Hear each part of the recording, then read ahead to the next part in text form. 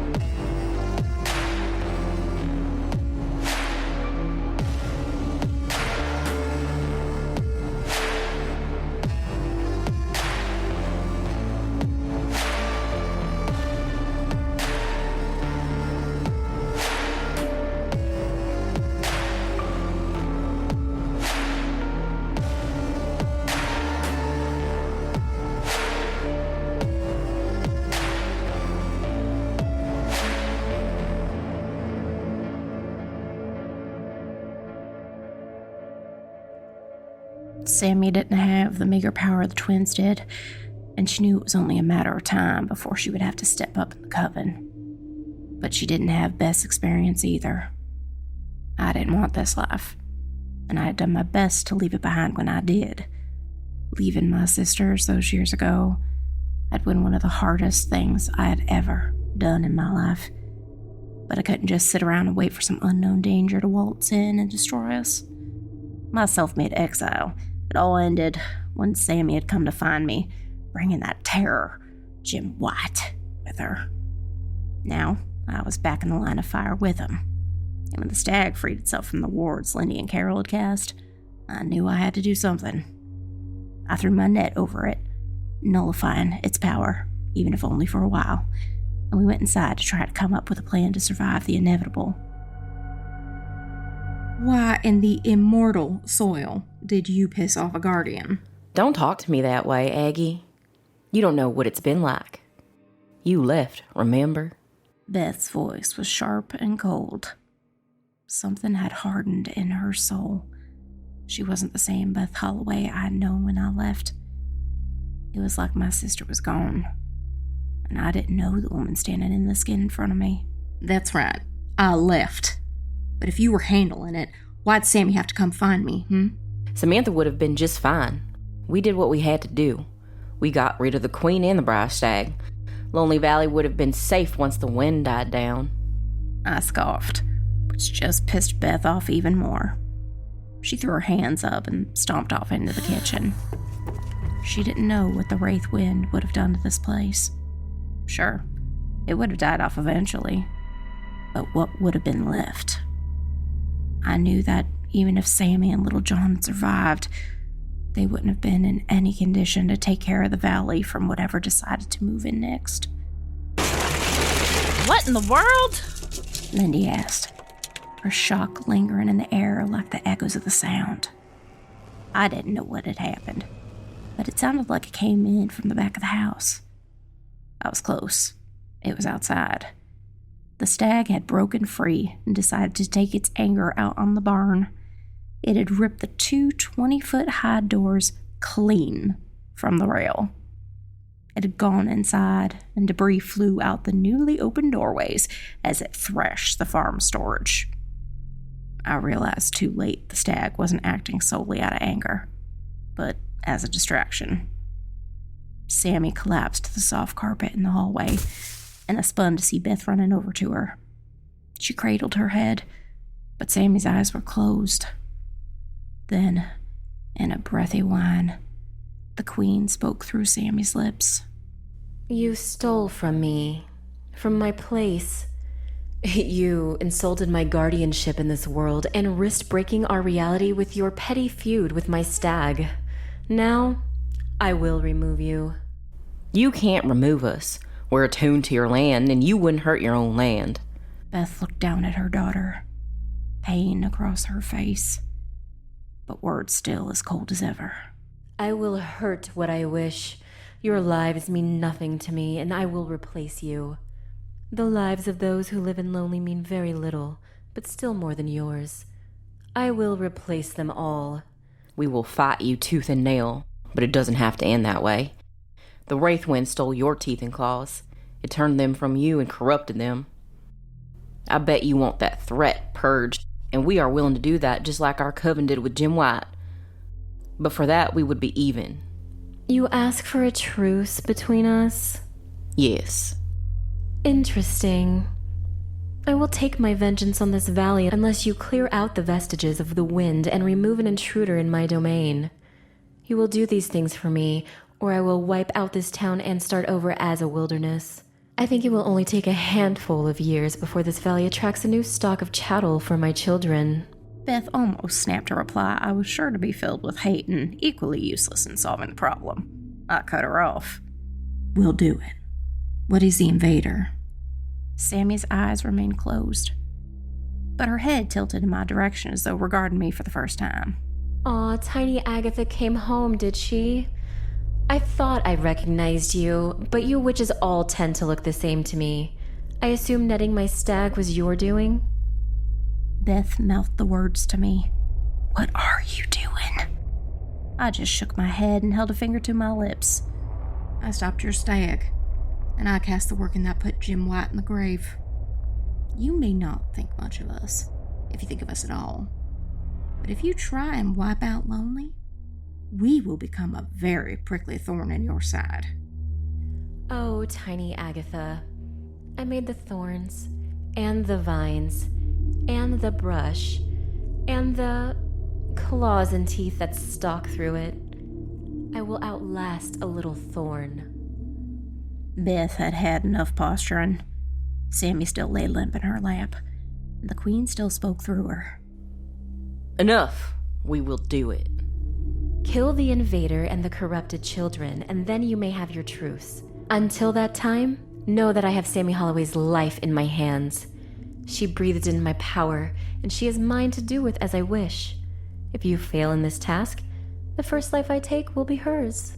Before we could speak another word, Sammie went limp again for a moment, and then her eyes flitted open.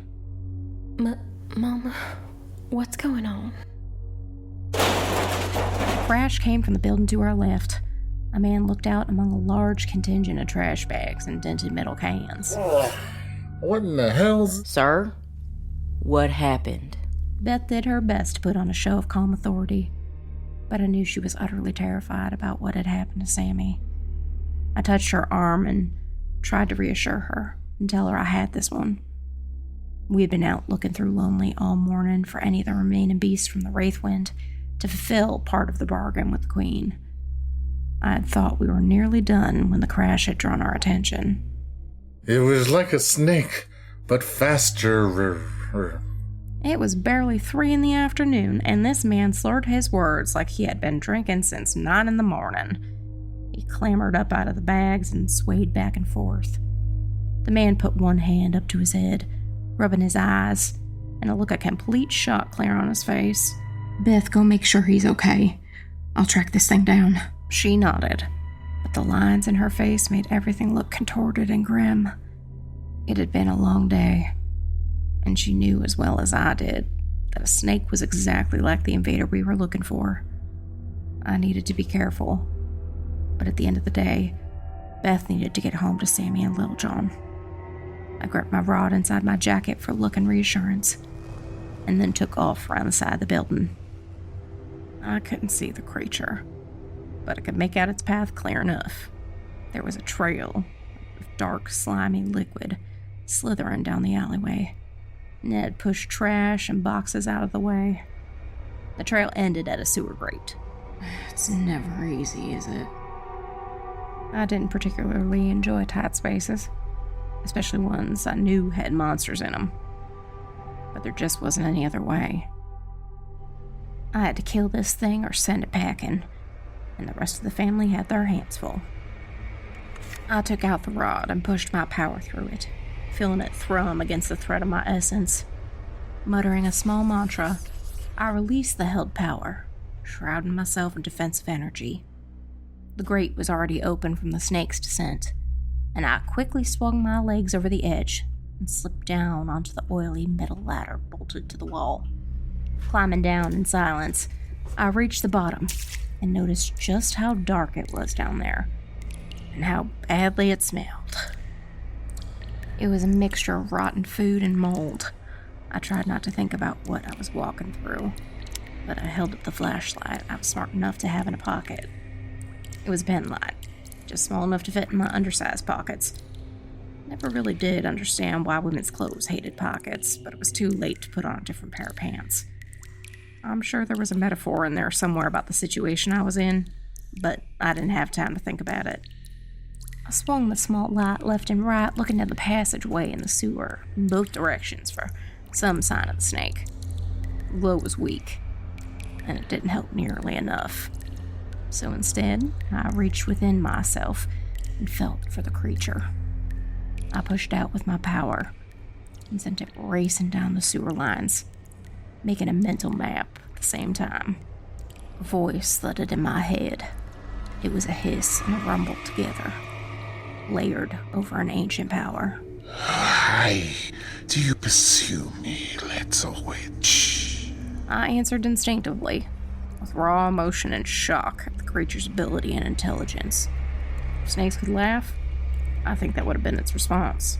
You have the power to see me, and yet do not comprehend what I am. You are a blunt instrument for your ancestral inheritance. Voice, although in my head, still gave me information, and my power had latched onto the creature. I took off down the sewer passage in its direction.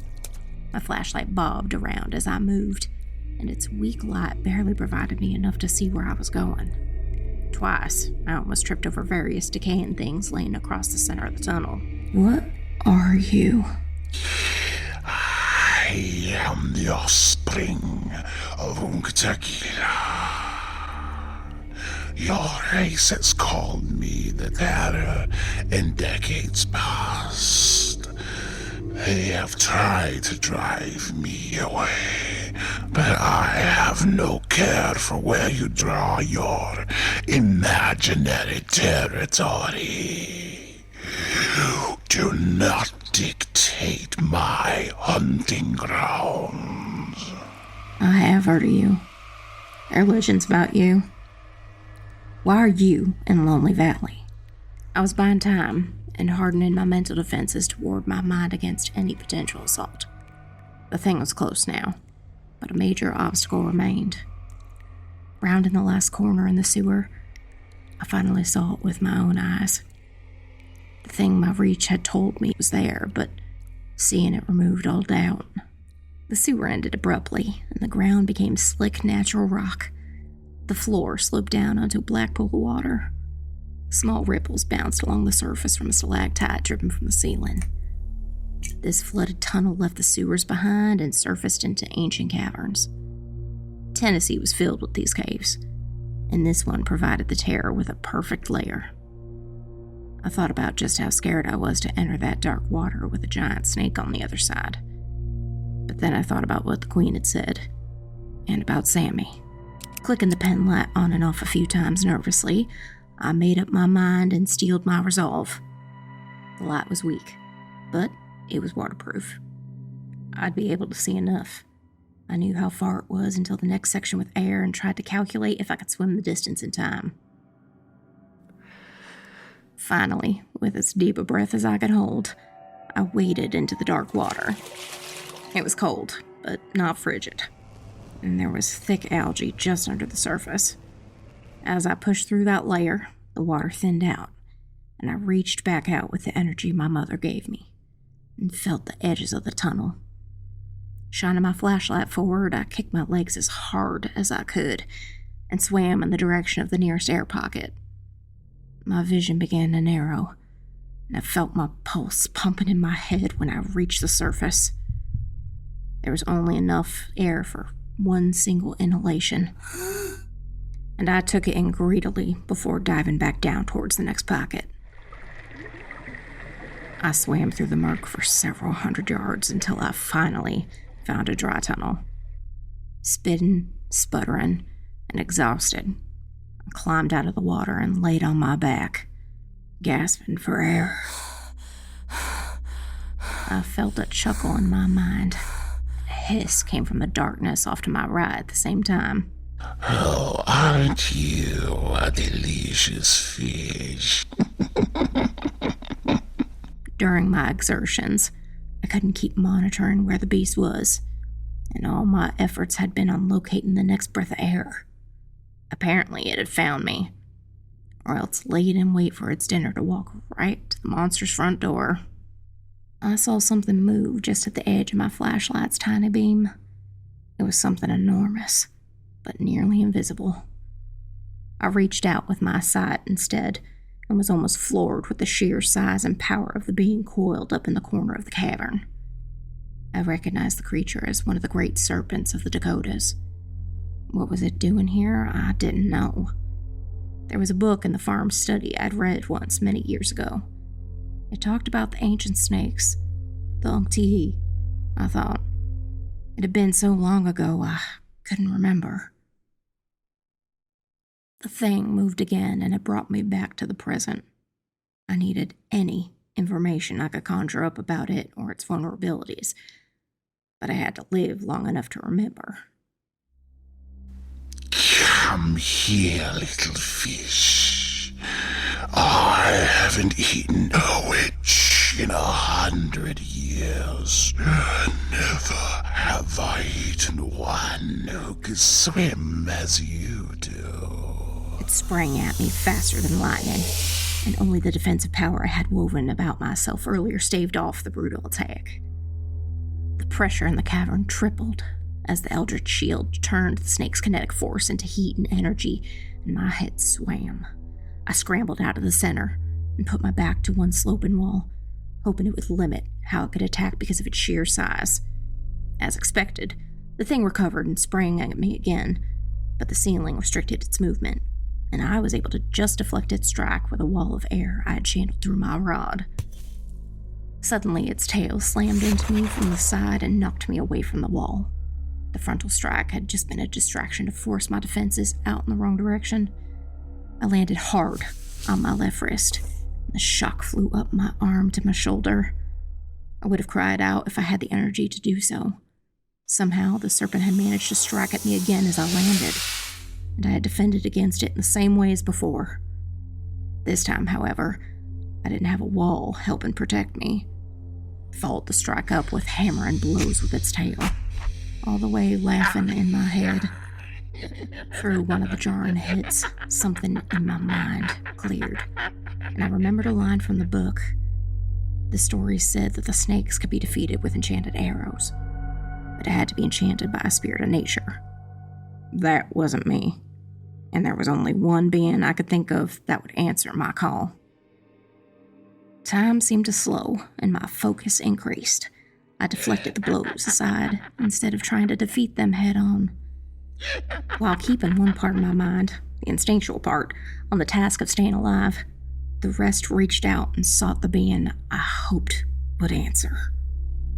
Queen of brambles, queen of vines, queen of the wild Tennessee hills, I beg you to answer. A Holloway praying to me? And it's tiny Aggie. How interesting. I expected your sister, not you. Isn't this delightful? Please, I cannot kill this invader alone. I know you tricked us into tracking it for you. That's why you were listening. If you want it gone, bless my rod so I can slay this monster. Oh, isn't it simply divine? The brightest witch in the coven was the one dumb enough to step into my trap. I could leave you to die there, and the threat of your line would be gone. The others don't have the strength you possess. Or I could give you this boon to complete my task, but in doing so, you would owe me again. The serpent seemed to pause in its assault, as though sensing our conversation, even if it couldn't tap into it. I was bleeding from the cuts when I landed in the center of the cavern, and the iron scent tinged the air. It must know its victory was near at hand. Maybe it had stopped to savor the moment, but I was grateful for the reprieve. Please, whatever you decide, I beg you do it now, Queen. I will fulfill another favor if you just bless my rod against this terror. She did not answer through words, but I felt a lightness in my hand, and the rod seemed to glow through my eldritch sight. I knew she had taken my offer. I could lose every move in this dance with the snake until the last, and that was the only one I needed to win. So as the next blow came, finally trying to end me in earnest, I rolled to the side just out of the way. Its head slammed off the cavern floor, stunning it for the briefest of seconds. I took that opportunity to kick out at it, and it flopped over sideways away from me. I wanted nothing more than to keep those fangs as distant as possible. In the gap I had made, I threw my rod at one of its fiery eyes, glinting from the beam of my flashlight laying forgotten on the cavern floor 10 feet away. The dagger of ensorcered wood was the closest thing I had to an arrow, and the force I put behind it made it fly as fast as a bullet. It hit the snake exactly where I had aimed, and the beast reared up, hissing and spitting venom as it writhed in the cavern. Stalactites fell about me as it shook the walls, and several passages and offshoots from the main cave collapsed, including my way home. I curled up into a ball to protect myself as best I could from the fallen debris and hoped the whole cave wouldn't come down on my head. Finally, the writhing snake stilled, life leaving its body. I stood up, feeling weak and lightheaded. My face bled from a dozen tiny cuts, and the ache in my wrist made it hard to concentrate. I picked up my weak flashlight and looked around me. The snake lay dead, while my way out was blocked. There was only one way forward. I had no idea if I would ever return to the surface, and the Queen had me in her clutches. At least Sammie was free from her. But I knew whatever was coming next would be worse. What did I get myself into? And thus, the story is ended. The tale told. The chapter closed. Well, Dark Valiants, I hope you liked this episode. If you want to know what happens next, I guess you'll just have to stick around, won't you? Thank you for listening. If you're a fan and want to connect with us and other listeners of the show, join our community Discord server. And if you want to listen to a library of exclusive episodes, you can show your support by joining our Patreon. The links are in the description.